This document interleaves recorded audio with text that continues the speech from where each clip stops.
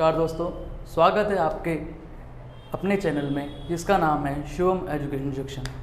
तो आइए हम शुरू करते हैं आज अपनी क्लास। और आज हमारे क्लास का टॉपिक है मौलिक अधिकार यानी फंडामेंटल राइट्स। तो आज हम इस टॉपिक में पढ़ेंगे कि हमारे मौलिक अधिकार कितने हैं कितने आर्टिकल हैं, कौन से भाग में हैं, इसका अर्थ क्या है, इसकी सारी जानकारी हम इस वीडियो में देखते हैं। तो आइए शुरू करते हैं। फंडामेंटल राइट्स यानी मौलिक अधिकार इस संविधान के भाग 3 में हैं और ये आर्टिकल मतलब अनुच्छेद 12 से लेकर 35 तक हैं। तो जानते हैं मौलिक अधिकार का अर्थ क्या है। मौलिक अधिकार का अर्थ यह वह अधिकार है जो किसी व्यक्ति के विकास के लिए आवश्यक है। इसके बिना कोई व्यक्ति विकास नहीं कर सकता। मौलिक अधिकार हमारे जीवन के बहुत ही महत्वपूर्ण अधिकार है जिनके बिना हम या कोई भी व्यक्ति विकास नहीं कर सकता। ये हमारे समाज में जितने भी मौलिक अधिकार दोस्तों अब शुरू करते हैं, एक एक करके सारे मौलिक अधिकारों को समझते हैं। आइए, पहला अधिकार है हमारा समानता का अधिकार। समानता का अधिकार अनुच्छेद या आर्टिकल 14 से लेकर 18 तक है। तो आर्टिकल 14 यानी अनुच्छेद 14 में ये बताया गया है कि विधि के समक्ष समानता। विधि का मतलब होता है कानून। कानून के समक्ष सभी समान हैं। मैं, आप और जितने भी लोग हैं, इसमें कोई बड़ा नहीं कोई छोटा नहीं, सब एक समान है कानून के समक्ष। आर्टिकल 15 में ये बताया है कि धर्म, मूल वंश, जाति, लिंग या जन्म स्थान पर कोई भेदभाव नहीं होगा।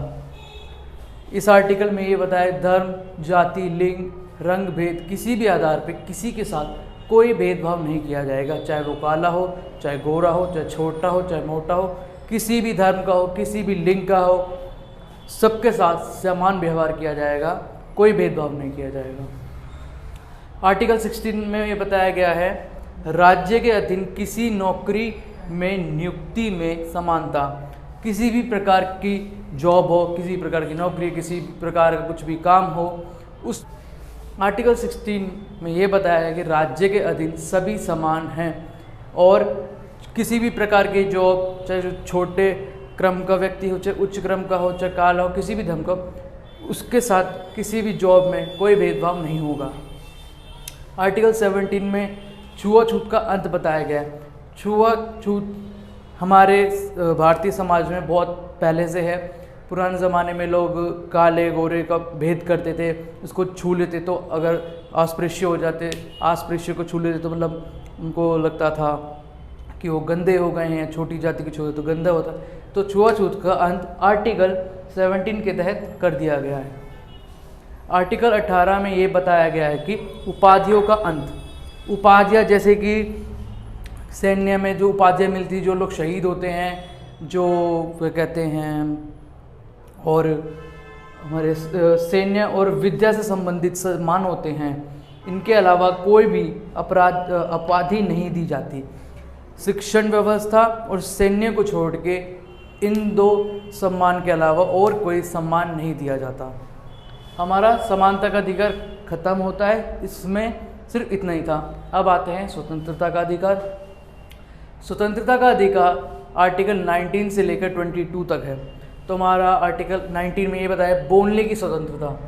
बोलने की स्वतंत्रता हमारे आर्टिकल 19 में है और किसी भी जगह पर या स्थान पर शांतिपूर्वक इकट्ठा होने की स्वतंत्रता भी इसके अंदर आती है। कहीं भी किसी भी राज्य में, किसी भी जिले में बसने की स्वतंत्रता इसी में आती है। कोई भी व्यापार शुरू करने की और कोई भी व्यापार चुनने की स्वतंत्रता मिलती है। अब आते हैं आर्टिकल 20 पे। आर्टिकल 20 में अपराधों की दोष सिद्ध करने के संबंध में संरक्षण। अपराधों को दोष सिद्ध करने की अपराधों को दोष सिद्ध के संबंध में संरक्षण। इसका मतलब ये है कोई भी अपराध किया जाता है उसको अपना जो उसने अपराध किया है उसे सिद्ध करने के लिए उसे इसमें स्वतंत्रता मतलब सिक्योरिटी में संरक्षण मिलता है कि वो जान सकते हैं उसने अपराध क्या किया। इसमें किसी भी अपराधी को एक बार सज़ा दी जाती है, सिर्फ एक से ज़्यादा बार किसी भी अपराधी को सज़ा नहीं दी जा सकती। अपराध के अनुसार अपने खिलाफ गवाही नहीं दे सकता। अपराध के अनुसार किसी भी व्यक्ति को अपराध के अनुसार ही सज़ा दी जानी चाहिए। अपने खिलाफ गवाही नहीं देना। कोई भी किसी भी अपराधी या व्यक्ति को ज़बरदस्ती अपने खिलाफ गवाही देने का अधिकार नहीं दिया जाता और ना ही उसे कोई विवश कर सकता है अपराध मानने के लिए। अब आर्टिकल 21 पे आते हैं। प्राण एवं दैहिक स्वतंत्रता को संरक्षण। जो हमारे प्राण हैं, हमारे जीवन है, उसकी दैहिक स्वतंत्रता की संरक्षण मतलब उसकी सिक्योरिटी, उसका संरक्षण हमारा आर्टिकल 21 में आता है। आर्टिकल 22 में ये बताया गया है कि कुछ दशाओं में गिरफ्तारी और निरोध में संरक्षण मतलब किसी भी गिरफ्तार व्यक्ति को अपराध जानने का अधिकार। अगर किसी व्यक्ति ने अपराध किया है उसे पूरा हक है जानने का कि उसने क्या अपराध किया है, और वह आर्टिकल 22 में आता है। और उसे 24 घंटे के अंदर कोर्ट में मजिस्ट्रेट या जज के सामने पेश करना होगा। ये हमारा स्वतंत्रता का अधिकार खत्म। अब हम आते हैं शोषण के विरुद्ध अधिकार पर। ये आर्टिकल 23 से लेकर 24 तक है। आर्टिकल 23 में ये बताया गया कि जबरन श्रम के लिए मजबूर नहीं किया जा सकता, मतलब किसी को भी ज़बरदस्ती कोई भी काम करने के लिए विवश नहीं किया जा सकता।